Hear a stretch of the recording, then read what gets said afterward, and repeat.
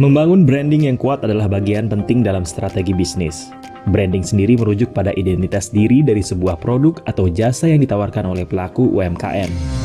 Di masa yang serba kompetitif ini, pelaku UMKM dituntut bisa membangun brand yang efektif demi mendapatkan kepercayaan dari konsumen.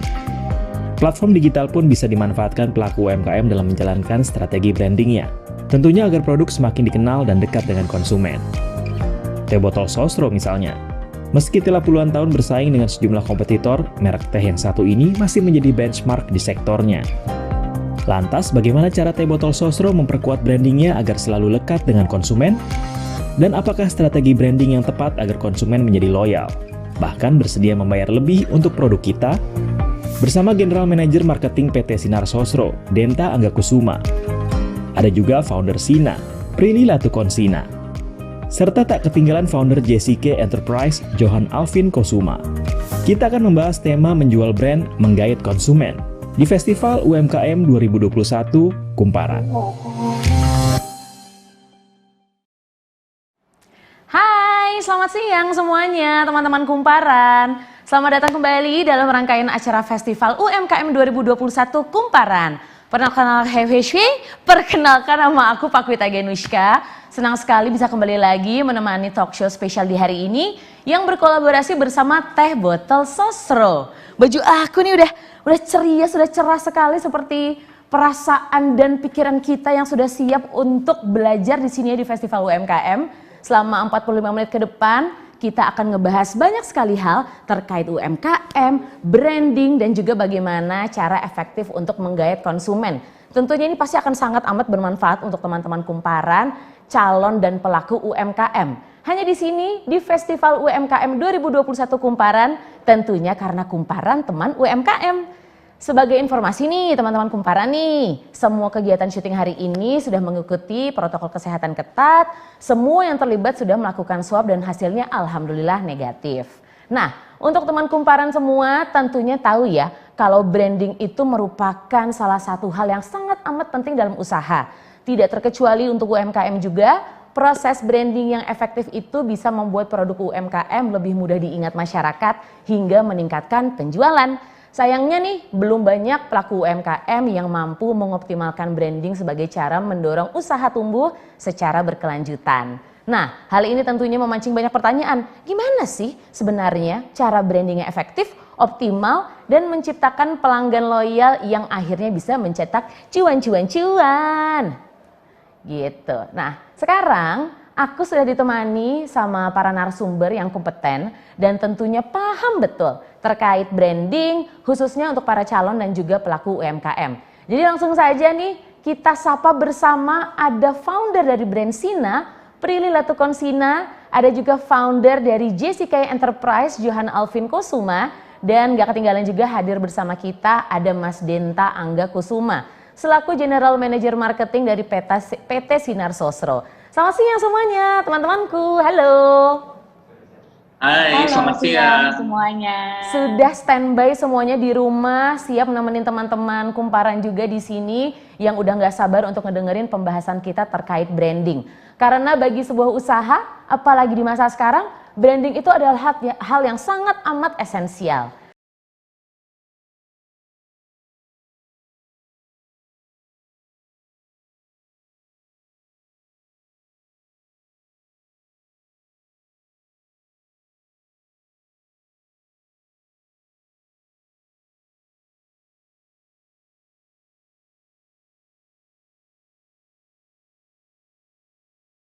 Dan untuk pertama aku akan langsung tanya sama Kak Jack. Halo Kak Jack, apa kabar Kak Jack? Selamat siang. Selamat siang, sangat happy sekali bisa ketemu dengan teman-teman Kumparan. Begitu juga dengan kita. Mantap Kak Jack. Nah, sebagai pembuka nih, mungkin banyak juga teman Kumparan yang belum tahu ataupun masih ragu juga ya untuk mengoptimalkan branding usahanya. Boleh nih dijelasin, apa sih benefit branding untuk UMKM?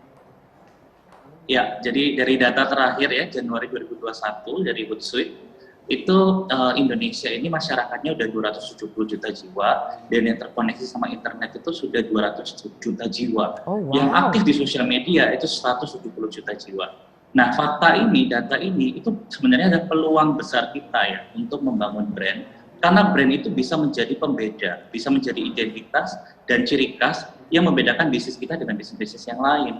Jadi benefit utama dari brand itu adalah membuat orang itu gampang ingat sama kita. Dan lewat digital, sosial media, e-commerce, itu membuat orang-orang gampang untuk akses juga. Seperti itu mungkin benefit utamanya.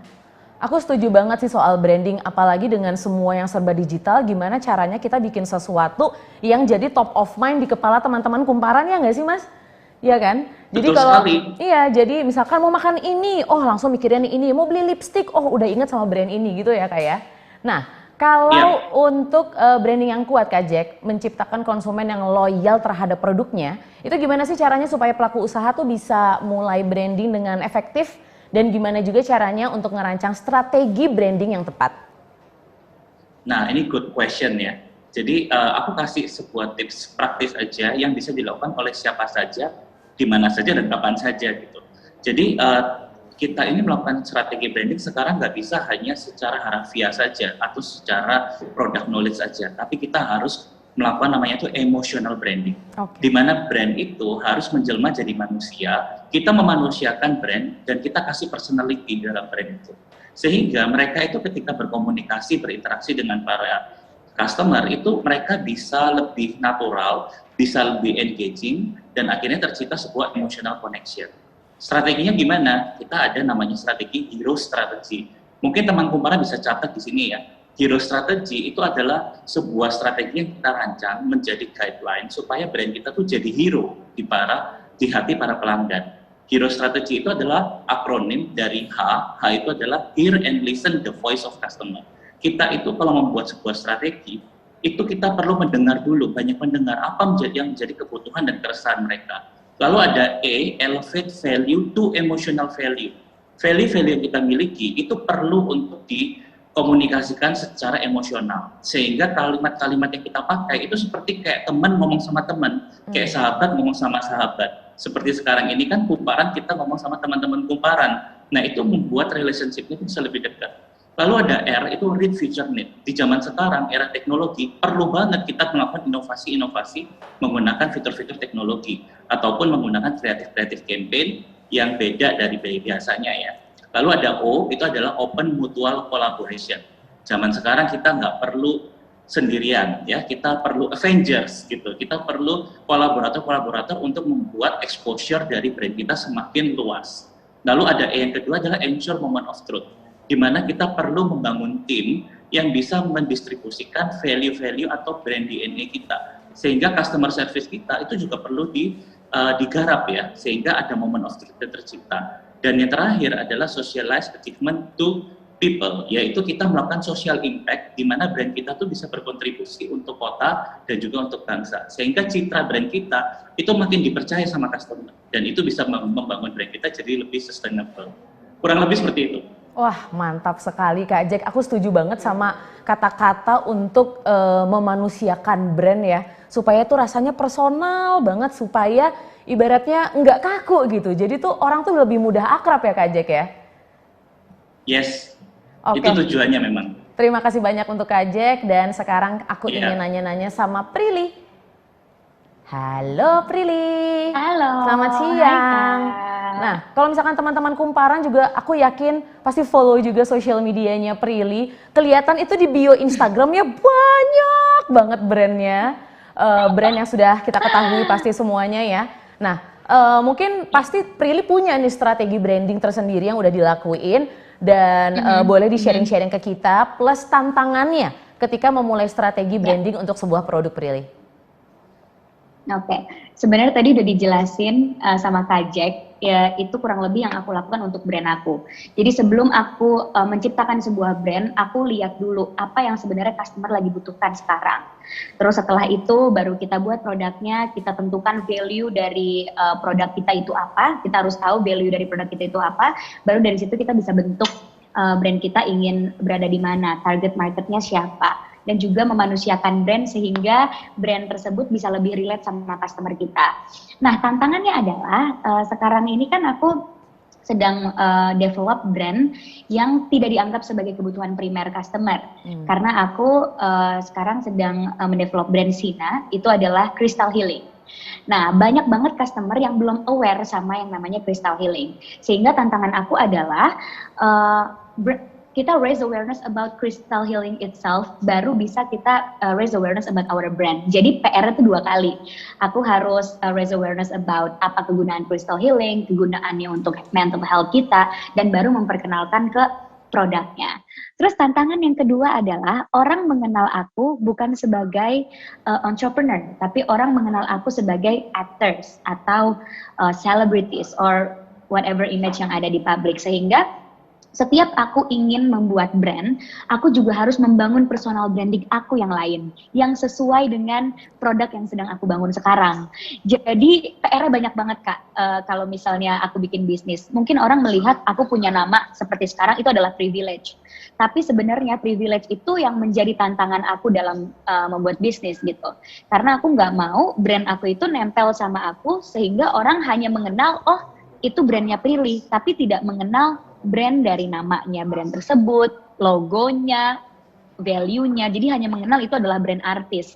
Nah, sehingga tantangan itu akhirnya pelan-pelan kita bikin strategi brandingnya, bagaimana orang tuh mengenal produknya sebagai produknya, bukan produknya artis, atau nggak nempel sama image aku, karena mungkin ya produk itu punya image sendiri. Jadi PR-nya banyak banget sih kalau aku bikin bisnis. First, I need to raise awareness about value dari produknya tersendiri, apalagi crystal healing juga belum begitu menjadi kebutuhan primer customer saat ini. So, aku benar-benar harus pelan-pelan ngasih tahu ke customer apa sih crystal healing itu dan apa kegunaannya. Baru memperkenalkan ke brand Sina ini yang memang memprovide crystal healing. And after that, I need to develop my personal branding juga gitu sebagai ownernya Sina yang memang I care about mental health. Aku bicara soal mental health, aku speak up soal mental health. Jadi branding yang dilakukan untuk satu produk itu membutuhkan waktu yang sangat panjang. Dan lebih panjang, menurut aku, lebih panjang dari orang yang bisnis ownernya nggak dikenal. Karena kalau bisnis ownernya nggak dikenal, ya dia fokus ke brandnya kan. Tapi karena aku udah dikenal sama publik sebagai image yang lain, sebagai aktor atau orang yang memang hanya bekerja di entertainment industry, akhirnya I need to build my personal branding juga as an entrepreneur. Sebagai orang yang bisa menciptakan suatu produk, sebagai orang yang memang care about what my customer needs. Jadi memang branding yang aku lakukan itu sangat panjang prosesnya dan pasti stepnya banyak banget. Mungkin orang nggak sadar kalau aku sebenarnya lagi nge-branding produk. Orang sadarnya oh ya aku melakukan kegiatan aja, tapi sebenarnya itu adalah rangkaian dari strategi branding yang aku buat sama tim aku gitu. Dan jadinya merembet kemana-mana gitu. Kayak misalnya aku sekarang kan lagi develop crystal healing product Sina itu untuk mental health. Terus apa yang aku lakukan di luar kegiatan produk? Aku memproduksi film about mental health juga. Aku mendatangi seminar-seminar tentang mental health juga. Sebenarnya itu kan adalah satu kegiatan pemasaran yang berkoneksi kan. Tapi sebenarnya fokusnya hanya di satu produk. Jadi itu sih sebenarnya tantangan yang aku hadapi sekarang. So my privilege, it's also my challenge. Jadi kalau orang ngelihat aku bikin bisnis gampang karena aku udah punya nama, itu sebenarnya tantangan terbesar aku.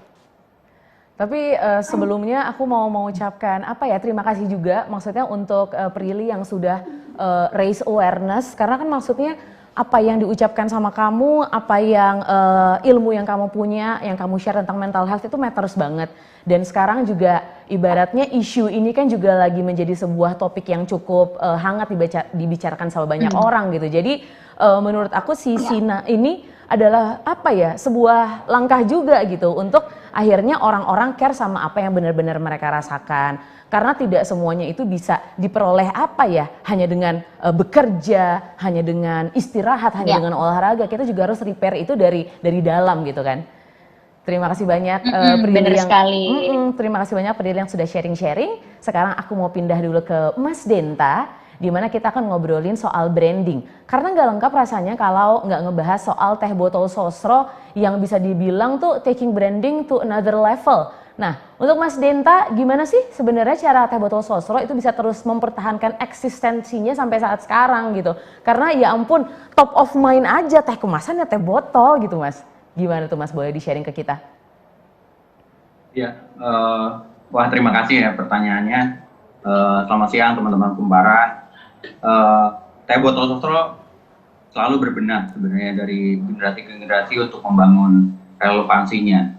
Dan sebagai pionir, tadi sempat disebutkan juga bahwa teh dalam kemasan, siap minum, ya top of mind-nya adalah Teh Botol Sosro. Dalam konteks ini, yang pertama dilakukan Teh Botol adalah tidak pernah lupa akan jati dirinya. Jati diri yang dibangun dari awal sejak pertama kali launching, yang menjadi aset dari brand itu sendiri. Mungkin teman-teman beberapa tim atau orang juga aware bahwa Teh Botol itu sangat ikonik dengan botol RGB-nya, dan walaupun kita telah meluncurkan Teh Botol dari berbagai macam kemasan lain seperti yang plastik botol, terus kemudian ada yang kemasan karton, ada yang can juga ada kita punya. Tapi shape dari botol yang ikonik itu akan kita jaga dan berada di setiap kemasannya. Itu salah satu aset yang kita pertahankan. Dan aset kedua yang kita benar-benar sama-sama aware juga adalah tagline-nya itu sendiri. Jadi apapun makanannya, minumnya, Teh Botol itu sangat melekat di pikiran konsumen. Jadi itu selalu kita maintain, udah hampir 20 tahun saat ini tagline itu melekat di kita, dan akan kita kembangkan terus dan coba berkompetisi di kategori ini dengan sangat-sangat elegan. Nah, yang ketiga mungkin dari segi produk, sempat dari teman-teman juga selalu mengeksplor produk, kelebihan produk, which is dimana Teh Botol ini selalu mempertahankan keaslian produknya itu sendiri. Jadi terbuat dari teh asli, dipetik dari perkebunan sendiri dengan 100% gula asli. Itu yang selalu kita coba remind konsumen bahwa kita kembali ke hal-hal yang nature, kita kembali ke hal-hal yang memang Teh Botol ini akan selalu seperti ini dari generasi ke generasi. Nah, penting banget menjaga jati diri dari setiap brand, atribut-atributnya, aset-asetnya itu yang nggak akan kita lepasin sampai kapanpun. Tapi yang pasti membangun relevansi harus mendekatkan baik secara fisik. Fisik itu dalam arti dekat dengan kegiatan-kegiatan konsumen saat ini, misalnya ada event atau ada kumpul-kumpul atau tempat nongkrong, itu Teh Botol selalu berada di sana. Atau secara emosional gitu, mendukung para generasi muda dengan ide kreativitas atau usaha-usaha ya dari misalnya kayak UMKM seperti ini. Teh Botol sangat mengapresiasi dari berbagai macam elemen dan bahkan siap untuk membantu secara brand, karena brandnya udah cukup lama di Indonesia dengan value Indonesia yang kita coba kembangin, kita sama-sama mengembangkan brand lokal ini. Itu sih 3 aspek itu, dan yang pasti akan kita coba untuk bangun relevansi ke depannya. Aku bener-bener tagline Teh Botol Sosro, apapun makanannya, minumnya Teh Botol Sosro tuh udah paling the best sih Mas. Maksudnya kayak saya, mungkin generasi di bawah saya sampai orang tua saya itu kan kayak udah kecetak aja gitu di kepala, dan itu adalah sebuah branding yang sangat kuat gitu.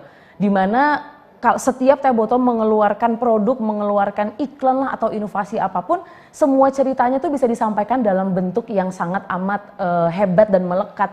Salah satu yang paling favorit aku tuh adalah semua iklan-iklan atau cerita Teh Botol kalau di bulan Ramadan. Itu tuh selalu relatable dan selalu ngena banget di hati. Nah, seberapa penting kemampuan storytelling dalam strategi branding, Mas?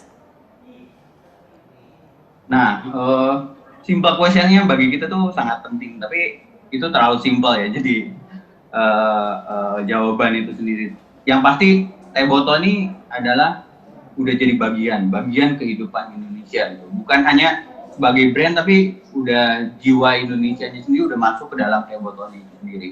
Itu yang selalu kita coba bangun dari setiap cerita yang kita punya. Jadi storytelling itu udah pasti Teh Botol itu bisa dekat dengan kehidupan konsumen gitu, kemudian menginspirasi dalam kehidupan anak muda, kehidupan kita sekitar gitu, dan juga menginspirasi bagi negeri ini. sangat bangga dengan adanya Indonesia, atau sangat bangga dengan adanya tradisi-tradisi kayak mudik. Itu benar-benar honorable banget bagi Teh Botol untuk coba membangun relevansi dan storytelling di sana. Dan tidak jarang juga ya Teh Botol selalu memberikan storytelling dari sisi produknya, dari mulai misalnya teh yang diambil dipilih dari perkebunan sendiri, kemudian dicampur dengan gula yang asli, diproses secara higienis, kemasan yang menarik, dan yang pasti cita rasa kualitasnya kita jaga dengan value Indonesia, dengan tata cara dan gestur orang Indonesia untuk memperkenalkannya. Itu semua dibangun di semua pelabuhan komunikasinya kita, terutama TVC yang kita bisa long story atau di YouTube video gitu. Kita semua akan mengena di arah slice of life-nya teman-teman atau bahkan kita sebagai bangsa dan masyarakat Indonesia. Dan segala upaya itu kita harus nyata gitu. Jadi punya peran, Teh Botolnya sendiri punya peran untuk teman-teman, punya langkah yang nyata bagi diri kita atau dari usaha-usahanya kita atau bagi lingkungan kita itu memastikan bahwa Teh Botol ada di lingkungan teman-teman. Misalnya kayak ya pedagang, kalau menyediakan Teh Botol, kita juga berperan untuk meningkatkan usaha sama ekonomi. Tapi mungkin yang pasti ya, jangan sampai lupa bagi teman-teman. Ini pastiin benar-benar apa role dari brand teman-teman semuanya ketika kita membuat story iklan itu sendiri gitu. Jangan sampai udah ceritanya bagus banget, terus habis ceritanya selesai, brandnya apa ya tadi? Itu ada missing something di situ sebenarnya, dan tidak mudah untuk sebuah brand menjadi bagian dari kehidupan atau slice of life-nya masyarakat Indonesia atau bahkan kehidupan yang dekat secara personal itu. Walaupun value itu bisa macam-macam, bisa togetherness, bisa personality, tapi gimana caranya kita membuat story yang relevan bagi audiens kita, dan branding kita punya role yang cukup baik di situ. Seperti itu sih Mbak. Iya Mas, karena maksudnya Teh Botol Sosro gitu, pionir udah puluhan tahun, tetapi tetap relatable sama kita semua. Jadi boleh nih di-sharing juga ke teman kumparan gimana strateginya Teh Botol Sosro itu dalam menyasar konsumen yang lebih mudah tanpa kehilangan jiwa dari brand itu sendiri Mas. Nah, ya ini tantangan sekaligus yang pastinya opportunity ya bagi kita di Teh Botol untuk gimana sih cara menjaga keaslian jati diri tapi kemudian tetap relevan dengan keadaan anak-anak kaum milenial ini terutama ya dalam wadah terbesar pie-nya populasi Indonesia ini. Yang tadi saya coba highlight tentang keaslian, kualitas milenial Indonesia itu nggak akan pernah kita tinggalkan. Tapi di layer berikutnya, di tahapan selanjutnya kita tetap berinovasi dalam arti creativity gitu. Misalnya simpelnya packaging. 47 tahun yang lalu diperkenalkan gelas botol yang sangat ikonik gitu. Kemudian kita juga launching beberapa kemasan lain dengan mempertahankan ikon botol itu dengan kemasan lain untuk memastikan bahwa tetap relevan, dapat masuk ke occasion konsumen yang lebih mungkin praktis, on the go. Bahkan kita punya kemasan 1 liter yang dengan pandemi ini ya mungkin salah satu opsi di mana teman-teman bisa stok di rumah, terus kemudian taruh di kulkas, bisa diminum kapan aja, dan itu cukup relevan saat ini. Eco-friendly juga kemasan packagingnya dari karton pack.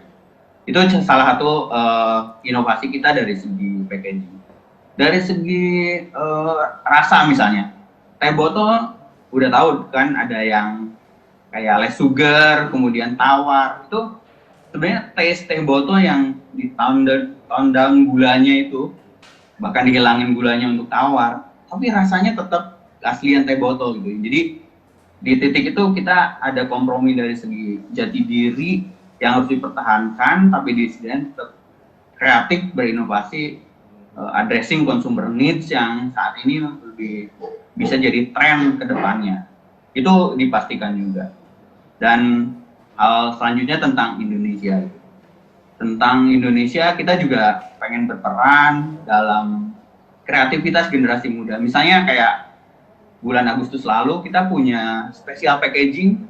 Jadi special packaging ini ada di kemasan kita yang 350 ml kemasan plastik botol, kemudian yang karton pack 330. Kita mengadakan kompetisi. Kompetisi ini online, digital.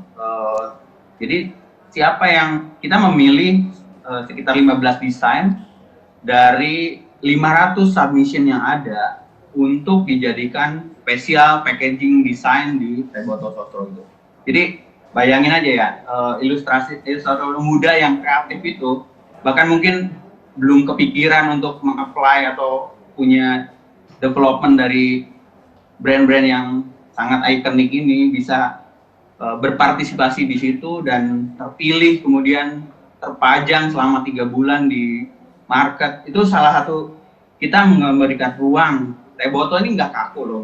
Jadi semua ayo berkontribusi dan memberikan langkah nyata bagi Indonesia dan bagi konsumen Indonesia, of course yang mengapresiasi akan membelinya. Dan collectible item gitu sebenarnya. Ini juga bukan pertama kali melakukannya. Kita tahun lalu melakukannya dengan format yang berbeda, tapi tahun ini sih menarik dengan bisa dibilang menggrab lebih younger konsumen lagi, terus kemudian lebih mass lagi dari segi target marketnya. Dan yang terakhir kita punya gerakan namanya Local Unite. Local Unite ini adalah gerakan kolaborasi sebenarnya. Teh Botol Sosro dengan lokal brand Indonesia. Di sana kita memperbolehkan setiap kolaborator untuk mempergunakan intellectual property-nya Teh Botol Sosro kayak logo, produk, packaging itu untuk digunakan di produknya mereka. Dan itu free of charge. Jadi nggak ada hasil penjualan dari produk kolaborasi ini benar-benar purely untuk kolaborator. Kita nggak mengambil persenan sedikit pun untuk penggunaan intellectual property-nya Teh Botol dalam hal ini. Jadi ini adalah bentuk nyata Teh Botol pengen nurturing, bukan nurturing menggurui, tapi lebih ke arah kolaborasi bareng-bareng untuk memajukan brand lokal Indonesia. Dan mungkin Prilly tertarik untuk berkolaborasi dengan Teh Botol, silakan loh. Pasti dong, kalau diajak aku mau loh. Jangan Prilly aja juga saya bisa loh Mas. Harus. Oke, terima kasih banyak Mas. Intinya teman-teman Kumparan, gimana caranya supaya bertahan, selalu adaptasi, dan selalu juga gimana caranya supaya relatable ke orang-orang dan konsumennya. Nah sekarang aku pengen ngobrol lagi sama Kak Jack nih, di mana tentunya selain manfaatin apa yang sudah kita miliki, pasti kan penting juga tuh untuk memanfaatkan kemajuan teknologi. Kayak yang tadi juga udah Kak Jack bahas tuh masalah pengguna internet dan sosial media segala macam. Nah sekarang yang pengen aku tanyain adalah tools yang efisien yang perlu diketahui sama teman Kumparan juga, para pelaku UMKM untuk membangun dan membantu branding dalam penjualan. Ya, jadi kalau kita mau pakai tools di social media atau tools digital, kita perlu cermati dulu siapa target market kita. Tadi sempat disinggung sedikit sama Prilly ya, bahwa kalau misalnya target market kita itu dari generasi-generasi tertentu, contoh misalnya milenial, berarti sosial medianya lebih gencar di Instagram. Kalau generasi Z itu biasanya lebih di TikTok, dan kalau generasi yang lebih senior itu biasanya di Facebook. Nah, tapi apapun yang kita pakai toolsnya, kita perlu hadir di setiap sosial media. Prinsipnya adalah supaya kita gampang ditemukan. Jadi sosial media ini sebenarnya sangat gampang ya, user friendly, bisa dipelajari. Kayak algoritma Instagram itu banyak sekali content creator yang share tips-tips dan problem. Nah sekarang problemnya adalah ketika semuanya mahir menggunakan sosial media, terus apa dong yang membedakan bisnis kita, brand kita dengan yang lain? Nah disinilah pentingnya kita tuh punya brand itu mesti unik ya. Kita harus punya brand itu mesti melakukan hero study itu, kita harus inovasi, kita harus sentuh sisi emosi, karena sebenarnya tools ini hanya alat aja, sosial media, platform digital itu alat aja, tapi kontennya itu tergantung dari pemilik UMKM. Kalau kita bisa menyajikan storytelling yang menarik, yang engaging, yang istilahnya itu bisa memberikan value buat mereka, pastinya customer itu akan lebih engage ke kita. Jadi untuk sosial media dan platform-platform digital itu lebih ke arah tools. Kita perlu fokuskan ke arah kontennya, seperti itu. Oke, terima kasih banyak Kak Jack. Dan terakhir nih sebelum kita masuk ke sesi Q&A, pengen kembali lagi ke Mas Denta.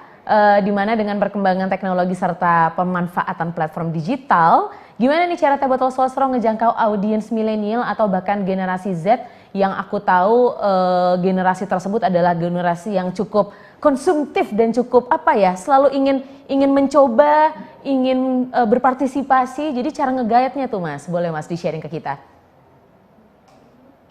Iya, kalau digital atau sosial media emas ya sekarang seperti tadi Kak Jack sampaikan sebenarnya itu udah generik banget, nggak targetingnya siapa gitu. Dan Teh Botol sendiri sebenarnya digital asetnya cukup besar dan kontennya juga cukup aktif. Boleh dong mungkin teman-teman di follow sosial medianya Teh Botol Sosro ID, jadi bisa cek di sana baik itu konten maupun kolaborasi yang kita lagi jalankan ya. Bisa dicek di sana. Tapi mungkin on top of yang Kak Jack tadi sampaikan, saya sebenarnya pengen lebih nge-highlight bahwa yang tadi saya coba sampaikan tentang kolaborasi ini nggak hanya di dunia offline, tapi digital campaign pun kita bisa melakukannya kolaborasi, misalnya bisa dengan KOL atau bisa dengan antar brand. Itu sangat mungkin bagi kita untuk melakukan kolaborasi. Jadi asetnya Teh Botol yang cukup besar ini bisa teman-teman manfaatkan dengan kita berkolaborasi, bahkan mungkin menjangkau target audiens yang baru gitu. Target audiens yang selama ini yang kita anggap bahwa itu tuh masih jauh dari brand kita. Begitu kolaborasi itu benar-benar jadi relevan dan lebih dekat lagi. Jadi kuncinya di dunia digital juga sebenarnya kita harus cepat-cepat bisa punya kolaborasi yang baik. Nah, dalam hal ini at the end of the day ya teman-teman UMKM Kumparan semuanya, Teh Botol Sosro sangat-sangat membuka diri bagi kemajuan bersama, membangun brand bareng-bareng, terus kemudian membangun lokal brand kebanggaan Indonesia, bangkit terus maju bersama, mari berkolaborasi lah. Itu pesan saya, walaupun nggak hanya terbatas dari dunia offline, tapi di dunia digital atau sosial media juga kita bisa melakukan kolaborasi bareng-bareng. Jadi apapun usahanya, ya minumnya tetap Teh Botol Sosro. Thank you. Apapun usahanya minumnya Teh Botol Sosro, mantap. Aku juga setuju banget soal kolaborasi tersebut ya Mas. Maksudnya daripada kita memotong-motong, mengiris-iris kelompok orang-orang yang fans sama brand tersebut, ya kenapa tidak kita gabung? Jadi audiensnya semakin banyak. Nah, sekarang kita akan masuk ke sesi Q&A. Sudah banyak sekali teman-teman Kumparan yang pengen bertanya dan penasaran dan ingin belajar juga dari narasumber kita. Ini ada beberapa pertanyaan sudah masuk dari Q&A Zoom. Yang pertama untuk Prilly. Boleh nih Prilly singkat aja, gimana sih cara mempertahankan sebuah produk dengan tingkat kompetisi yang sangat tinggi tanpa memiliki brand image yang besar? Nah, mungkin ini untuk orang-orang yang baru memulai bisnis dan jualan nih Prilly nih. Yang pasti terima kasih pertanyaannya sebelumnya. Yang pasti sebelum kita bikin suatu produk, kita itu kan harus, kalau aku biasanya aku bikin dulu SWOT analisisnya apa. Jadi kayak strength dari produk kita itu apa, weakness-nya apa, opportunity yang kita bisa dapat, dan juga threat-nya. Jadi dari situ kita bisa tahu kekuatan produk kita itu apa, dan apa value yang ada di produk kita tapi nggak ada di produk lain. Keunikan produk kita itu apa. Nah, keunikan yang produk kita punya itu bisa menjadi selling point kita, sehingga kita bisa bersaing akhirnya dengan semua brand yang ada gitu. Misalnya contohnya, kalau Crystal Healing kayaknya untuk sekarang belum ada, nggak banyak kompetitornya. Makanan misalnya, aku kan juga punya restoran, dan mungkin restoran aku menjual menu-menu yang sama aja kayak restoran lain, pasti kita punya kesamaan menu gitu. Nah, apa sih yang membuat unik? Nah, akhirnya aku bikin Restoperians. restoran plus experience. Jadi kalau makan di restoran aku bisa mendapatkan experience, yaitu kita menyediakan virtual tour dan juga desain restorannya itu seperti lagi piknik. Jadi kalau datang itu tempat duduknya semuanya ala-ala piknik, terus juga bisa nonton virtual tour lewat website kita. Jadi kita harus cari terus apa yang membuat brand kita itu beda sama brand lain dan bisa menjawab kebutuhan customer. Kayak misalnya sekarang di pandemi, banyak banget orang yang nanya sama aku, nggak takut apa launching bisnis pas lagi pandemi kayak gini? Karena kan buying power orang udah turun gitu. Sekarang orang mungkin menghemat uangnya untuk kebutuhan primer lainnya gitu. Nggak yang jajan keluar, nggak yang ke restoran, nggak yang beli produk esensial seperti kristal. Tapi kenapa berani launchingin produk ini di saat pandemi? Nah jawaban aku cuma satu, karena aku yakin produk aku bisa menjawab kebutuhan customer aku. Kalau produk Sina bisa menjawab kebutuhan customer aku yang memang lagi menjaga kesehatan mentalnya, karena crystal healing itu bisa digunakan untuk terapi. Terus kalau Restoperians, restoran yang sedang aku buka, Piknik Yunona Manis, itu menawarkan sesuatu hal yang beda dari hanya sekedar makan. Jadi kamu harus tahu dulu uniqueness yang ada di dalam produk kamu, sehingga kamu bisa membangun strategi pemasaran yang pas, yang nyampe ke target audience or target market kamu, dan akhirnya bisa compete di banyaknya produk-produk yang sekarang ada gitu. Gitu teman kumparan, jadi sentuhlah titik-titik kebutuhan yang diinginkan sama orang, kamu provide deh tuh. Terima kasih untuk Prilly, dan ada pertanyaan kedua nih dari Jenderal Kusuma untuk Mas Denta. Apakah ada tantangan yang datang dari luar branding selain dari kelebihan-kelebihan yang sudah dijelaskan, dan gimana cara mengatasinya gitu Mas Denta? Iya, dalam perjalanan hampir 50 tahun Teh Botol Sro, pastinya ada tantangan di perjalanan yang memang kita hadapin ya. Cuman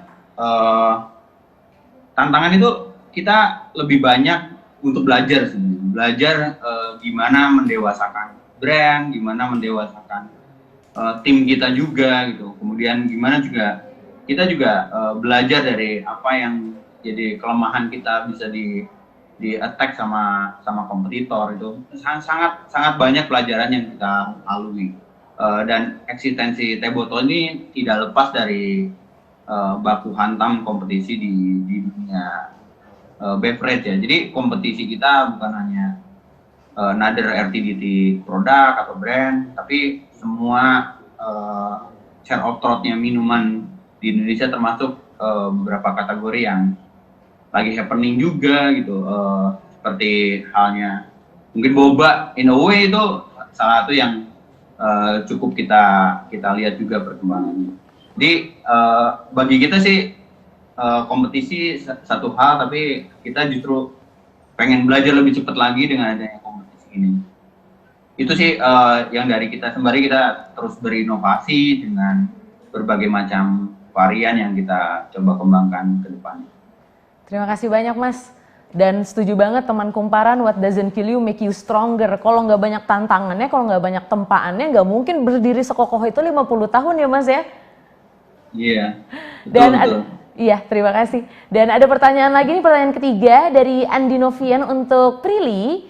Bagaimana cara mempertahankan sebuah produk dengan kompetisi yang sangat tinggi tanpa memiliki brand image yang besar? Itu tadi sudah ditanyakan bukan pertanyaan yang pertama?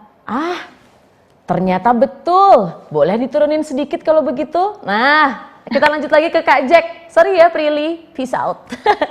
Untuk Kak Jack, bagaimana cara memulai branding untuk UMKM? Apa sih yang harus dipersiapkan? Apakah modalnya besar?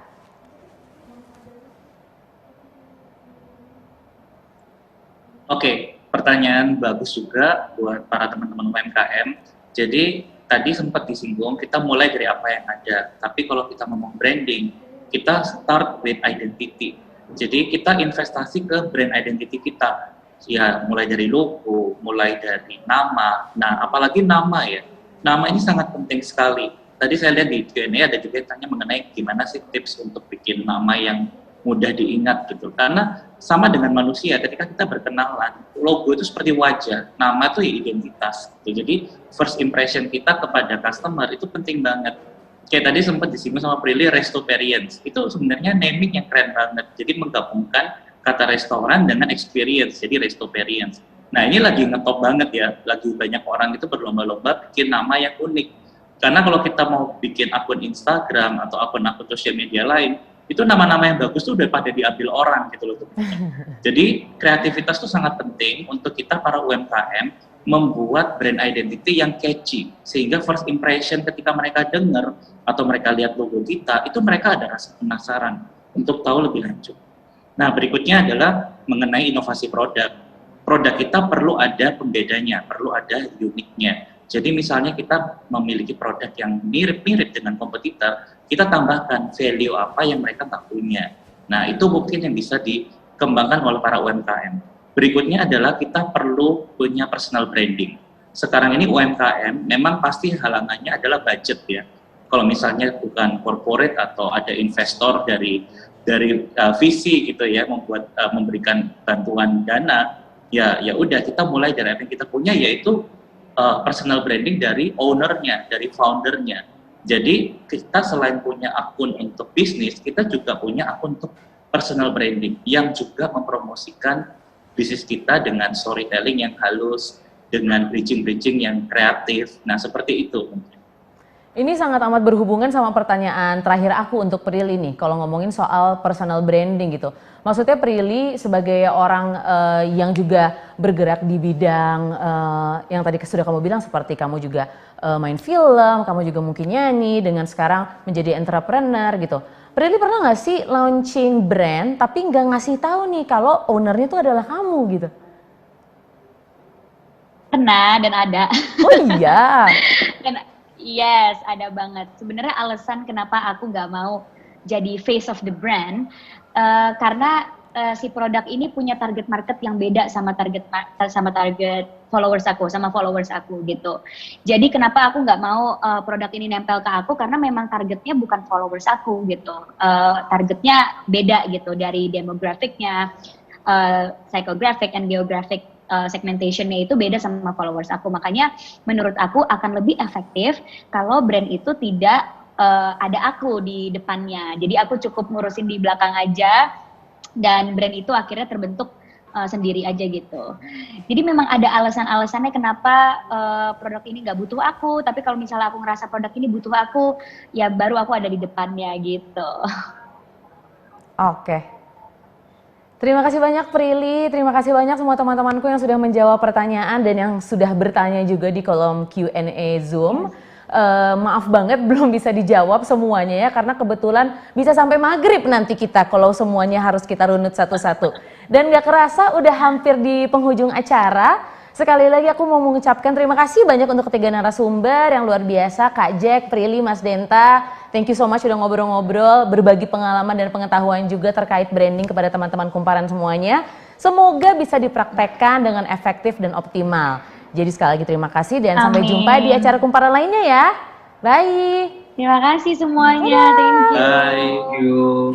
Nah, untuk teman-teman Kumparan yang tadi kan udah banyak banget kita bahas terkait branding dan juga bagaimana cara efektif untuk mengaplikasikannya. Nah, untuk teman-teman Kumparan yang masih butuh lebih banyak ilmu terkait branding atau hal lainnya dalam memajukan usaha, itu boleh banget loh untuk bergabung ke Locals Unite yang adalah sebuah movement yang diinisiasi oleh Teh Botol Sosro untuk membantu semua pelaku usaha untuk bersama-sama memajukan usaha agar produk dan karya teman Kumparan sekalian bisa diterima dan disukai masyarakat, serta bisa juga menjadi ikon kebanggaan Indonesia selanjutnya. Jadi yuk dicek websitenya di www.localsunite.co.id dan langsung join movement ini.